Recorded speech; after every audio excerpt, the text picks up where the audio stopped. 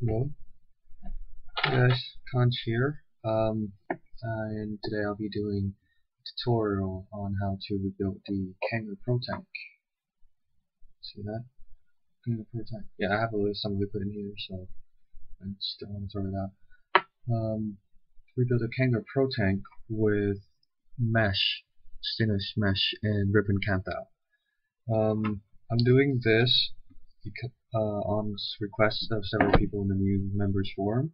Who were complaining about the quality of vape they were getting out of their Kanger Protank. And pardon the sunglasses, I just feel a little weird about putting my face on the internet. Um, so what you will need, first of all, is okay. I'll first talk about why I choose to rebuild my Kanger Protank. The Protank is a bottom coil puramizer, which is very nice, very well built, with stainless steel and Paris glass. But when I first got it in the stock form, it doesn't perform really well.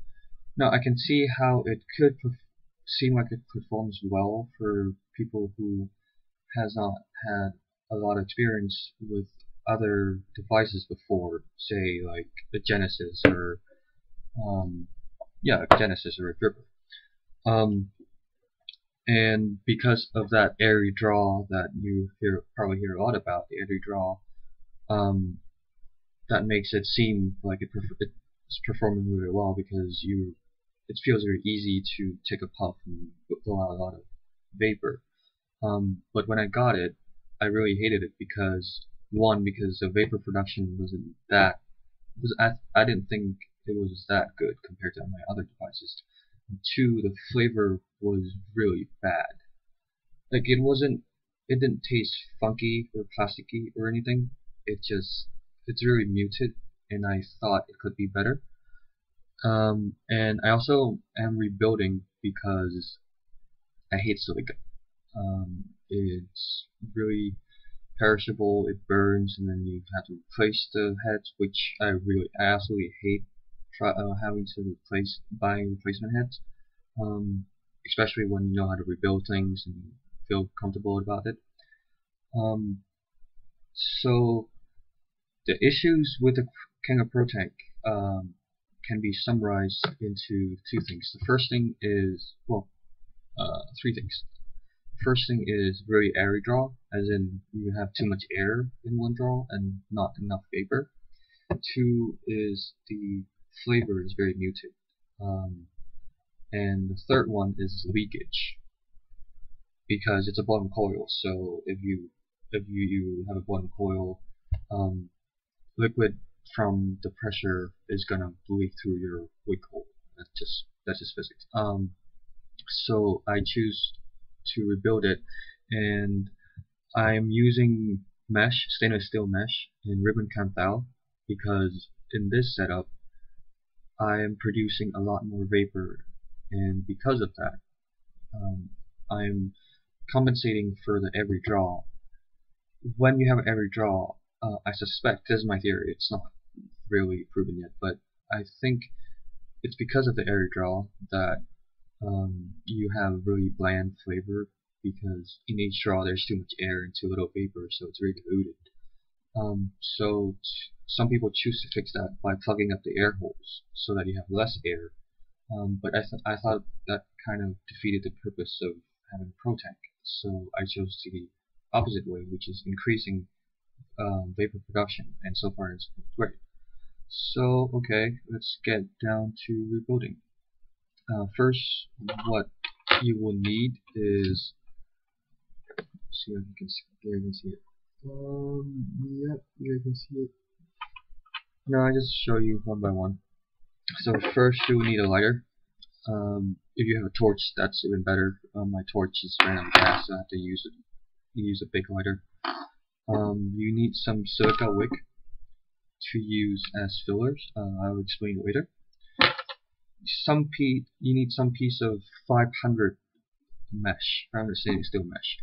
I only recommend 500, or if you can find it somewhere, 635. I'll also explain that later, but I haven't tried it with 400.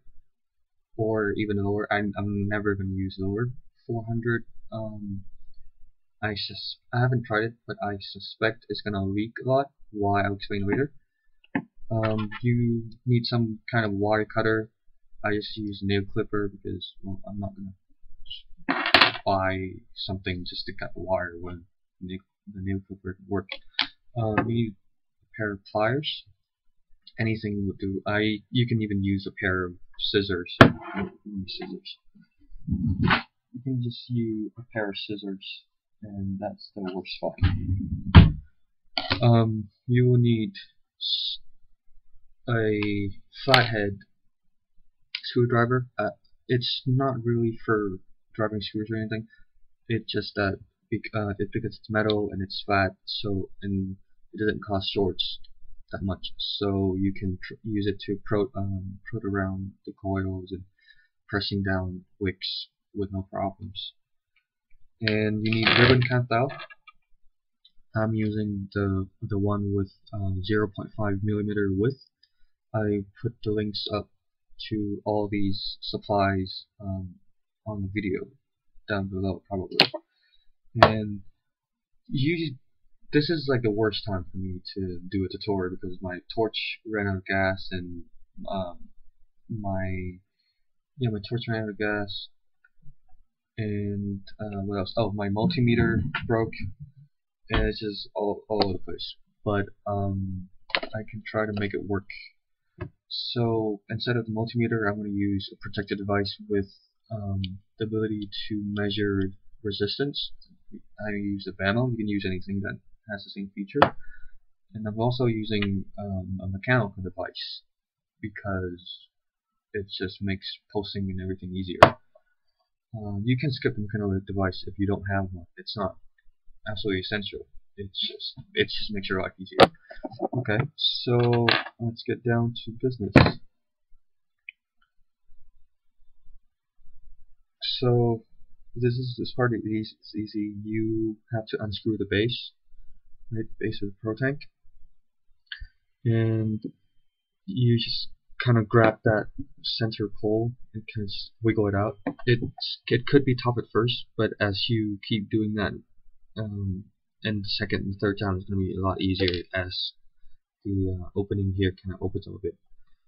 And you just get your pair of pliers, grab that little metal lip right there, unscrew it out. There you have the head without the center hole. I don't know if you can see it. And now you need to get in there, so the first thing you do is pulling out this kind of screw pin head right here. It's not really a screw, it's just a pin, so you can just use your fingernails and just pull it out, or a pair of pliers. I just use my fingers. It's not that bad.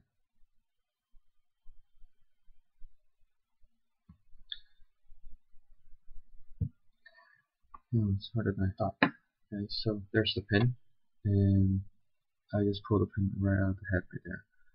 And keep this, that's important. It will not work without the pin, so don't lose it. And then you have this kind of rubber gasket right here. Pull that out also. If you're working with a stock form Kanger Protank, then you will see that the wire are stuck in one side of that gasket. Just don't mind, just rip the entire thing out. And finally, just rip out whatever wicks and coil you have in there. This is my previous build. It's still working. I just had to rip it out so that I can make this one. That's gone. Now, down to making the wick.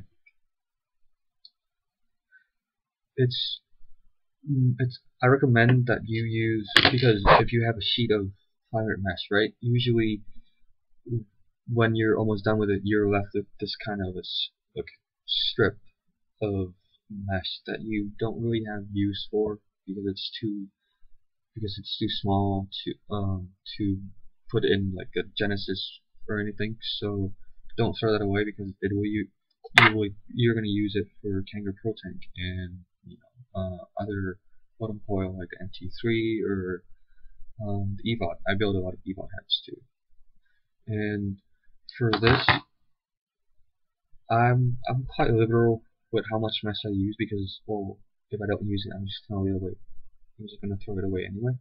So I'm gonna use this entire strip, and then if it's too thick to fit into the head opening, then I just trim it a little. But I'm gonna use this entire strip, which is about 12 centimeters.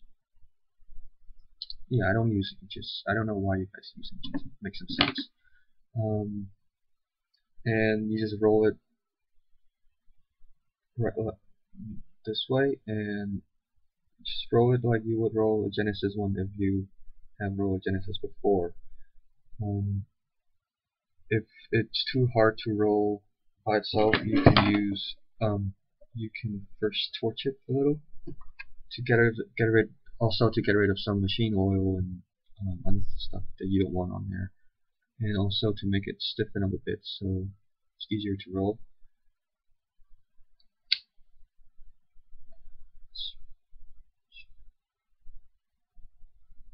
This is not enough to oxidize the wick, by the way. You have to oxidize it later. I will, but this is just for cleaning purposes mostly. Okay, we have the strip here, and just roll it. I have to stress this. You will have to roll it really, really tight, as in no visible center hole or anything, because I'll explain later. But if you have openings, it will more than likely leak. That's also why you need to use dense mesh, like 500 or better. So I roll like this. Let's get through this part. And you know how to roll things. Just make sure it's dense. Okay, now I finished rolling the wick. It should look something like this. It's very tiny. Can you see it? Yeah, it's really small, but you just have to make sure that it's solid. There's no center hole or anything. Otherwise, you'll just dump juice all over your device, and that's just not good. Okay, now that you have the wick like this, it's gonna try to unroll it because you're using so much mesh. So you can just once again torch it just to make it hard. And it's easier to work with. It should be good. Can't see with these damn glasses. Yeah, that looks like it should be good. Maybe a little too big. But like I said, if it's too big, you can just trim it and make it thinner. It's fine. The worst thing is to have it too thin because, well, you can't add bulk to it because it has to be very solid. Trim it a bit. Okay. You have before you wrap the coil, go ahead and try and squish that new wick into the wick into the opening right here. See if it fits. If it doesn't fit, if it's too big or too small. Usually it's too big, and you have to trim it a bit. It's a little too big. I'd say about 10 centimeter would be a good bet. If you roll it really solid, then it will fit into the hole. Push it. Okay, looks good.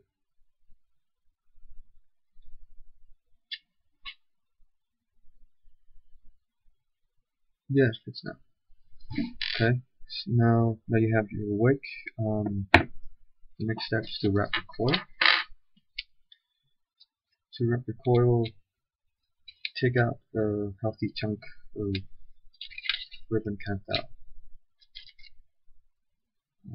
It's about 5 centimeters, 6 would be a good bet.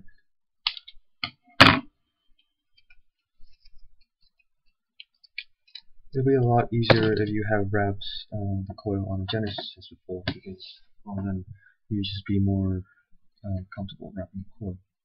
Okay. And this is very similar to wrapping coil on Vivinova. So you need to leave a healthy amount of wire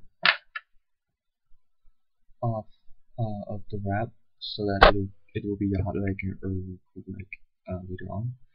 And with 0.5 millimeter width ribbon Kanthal, I like to do 4 wraps.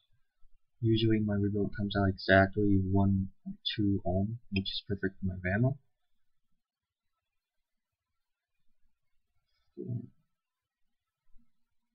4 wraps. Try to, when you wrap it, make it really tight. Don't worry about hot spots because usually when you do it like this, you don't have that big of a problem with hot spots like a Jenny or things like that. Okay, really, really tight. Now, this part really is very important. You fold there'll be one lead wire on the bottom of the wick and one on the top. Take the one on the bottom and cross it on top of the one on top. On the top, the one on top. Yeah. Okay. Then make it a triangle like this. Wrap that vertex of the triangle with your plier really tightly. Pull on the wick a little to make sure that the coil is really tight on the wick. Now you need to oxidize the wick, and this is very important. Why? Because if you don't oxidize the wick, if it's on a Jenny, then the worst you can get is a hot spot, and maybe you can burn through the wick a little or pop the coil. If you don't oxidize, and on the Jenny you sometimes you can even go with unoxidized wick and use the pulse method and everything. Here it's a little different because you have that little rubber gasket that I just took out earlier in the video. If you have a hot spot, or if you don't oxidize it and somehow get the heat somewhere else other than on the wick, it's gonna burn the hell out of that rubber gasket, and the taste of rubber in your mouth, burnt rubber in your mouth, is horrible, and it's gonna stay in the Protank for like a day. So absolutely essential that you torch the hell out of the wick.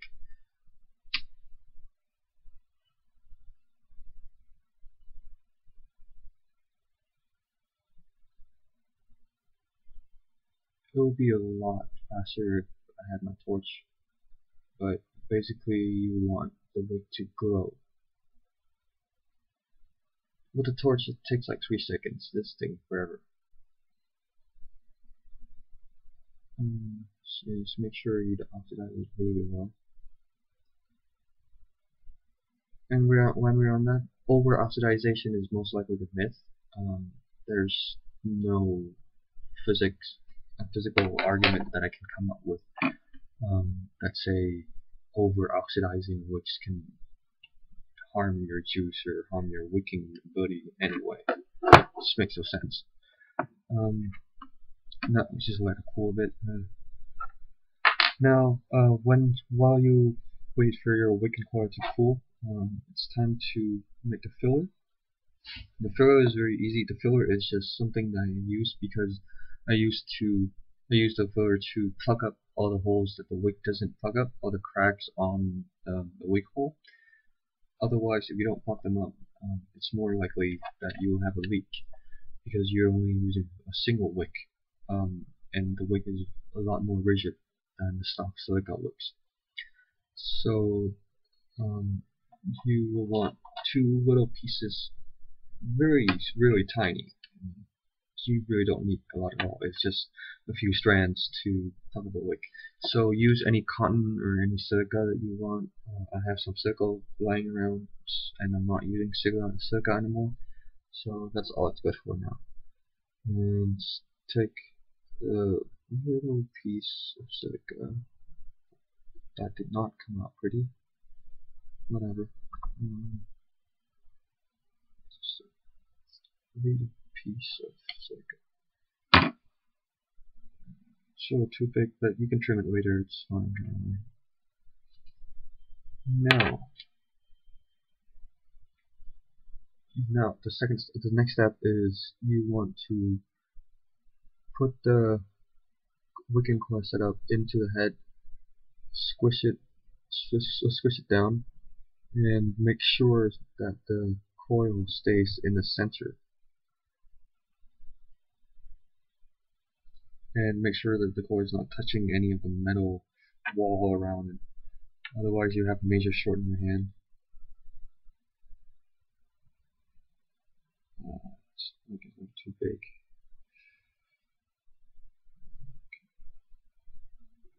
Just a tiny little too big. Got a little greedy with the mesh.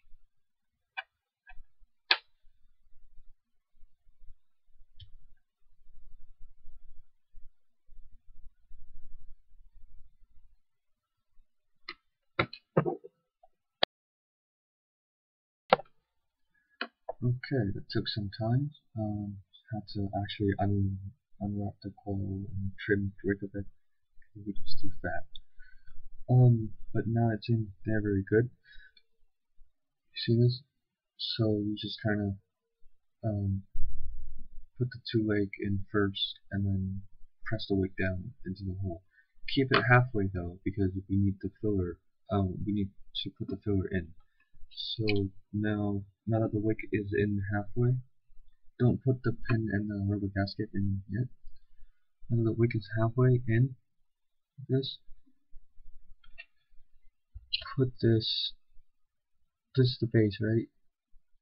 Put the head screw right into the base. You need the base so that you can have something. What the hell? Who's calling me? Oh. Okay, so take up where we left off. I had to take like a week off from doing the video because I was having finals and all those crazy things. I think last time we finished making the wick, and then now it's time to do the filler. So when you still have your wick halfway up, like that, okay, then you cut off a very small piece of silica, like that, and then you untwist it, and take like a little strand out of it, like that. So now, well, I'm guessing you can probably guess that's gonna do. That little strand will be the blocker for the gap that you just made by keeping it halfway up. I don't know if you can see it. Sorry, I'm sick too. Okay, so now just put it in like that. These things are really small.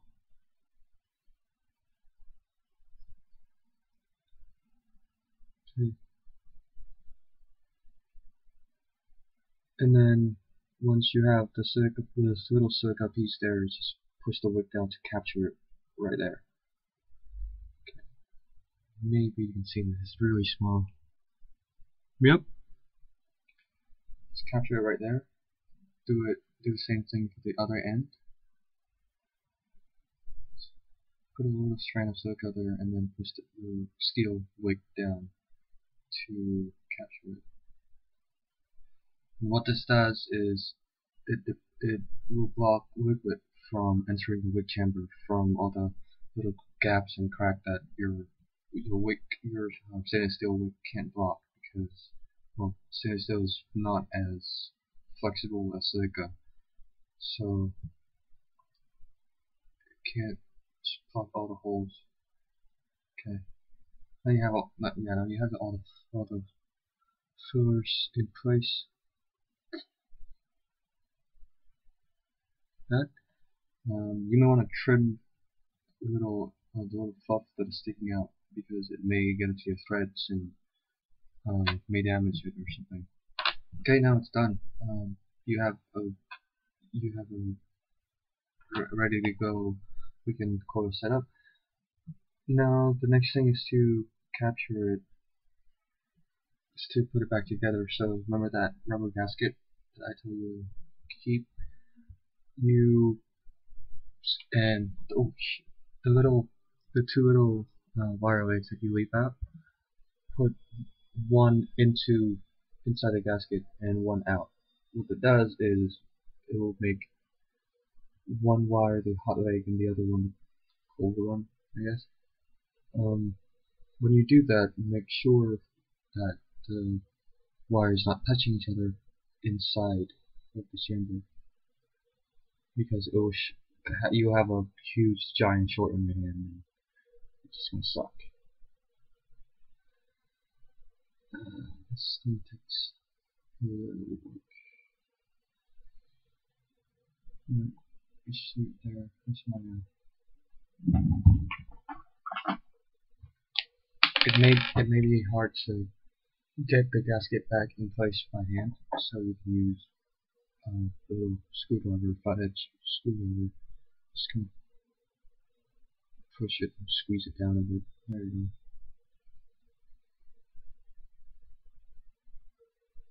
And this is very hard to do with the camera. Okay. Now you got it. Now take the pin, take that little pin that you took out in the beginning and push it back in. Okay. There you go. Now you have a ready to go. Just okay.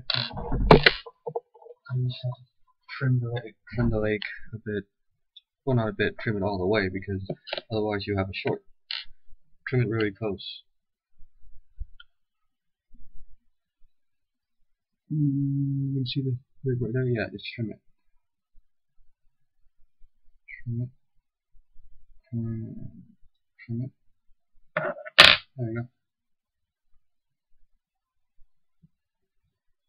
Now, oh right. One thing I have to mention is, after you're done building everything, you want to make sure that you wash it, because just for some reason, because it smells really bad after you spilled it. I'm thinking it may be because you oxidize it a lot more than you would usually in like say a Genesis or things like that. You oxidize it to the point when it changes color. So maybe the gas is still in there. No idea, but it smells really bad when you first build it. You'll have to wash the whole thing. So I'm just gonna go wash it, and then I'm gonna put it back into the head and put it in my Protank.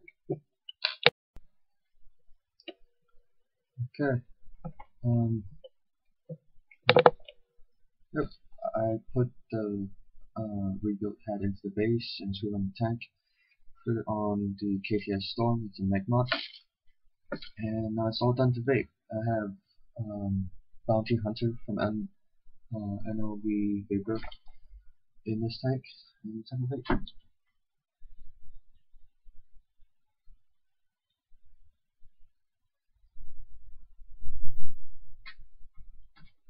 It's just terrific. As always with stainless steel mesh wick, you may need a tank full before the wick and coil is quote unquote broken in, and you can have the best performance out of them. But the newly rebuilt, properly rebuilt head, just right out of rebuilding, is already pretty good. I much prefer this to the stock form Protank. A few pointers before we wrap this up. A few troubles you may run into includes the base thing is probably a short, or at least a hotspot, which is really bad. It is much worse on the Protank than it would be on Genesis, because if you have a hotspot on a Genesis, you can just pulse your coil and adjust and poke it around until it goes away. But with the Protank, if you have a hotspot, it's extremely hard to fix, because chances are you will have to open the whole thing and wrap the entire new coil. So you want to avoid that completely as best you can. One way to do that is to oxidize your wick much more thoroughly than you would a Genesis, as in you want it to glow completely red a few times and it changes color, and then you put it in. And also make sure that your wires, when you put the legs into the head, you want to stretch it so that to make sure that it doesn't, at no point during the rebuilding do the two legs intertwine, because when they do that, it will pop your coil in like half a second, and also it will give you this really horrid bird rubble smell that pretty much doesn't go away. You may need to like leave the tank open overnight for that smell to evaporate. That's probably it.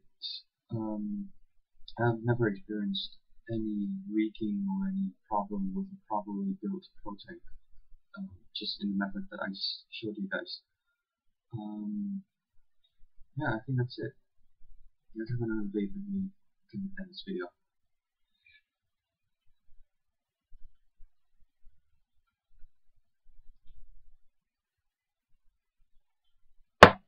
Just awesome people. Alright, see you guys. Hope you enjoyed this video.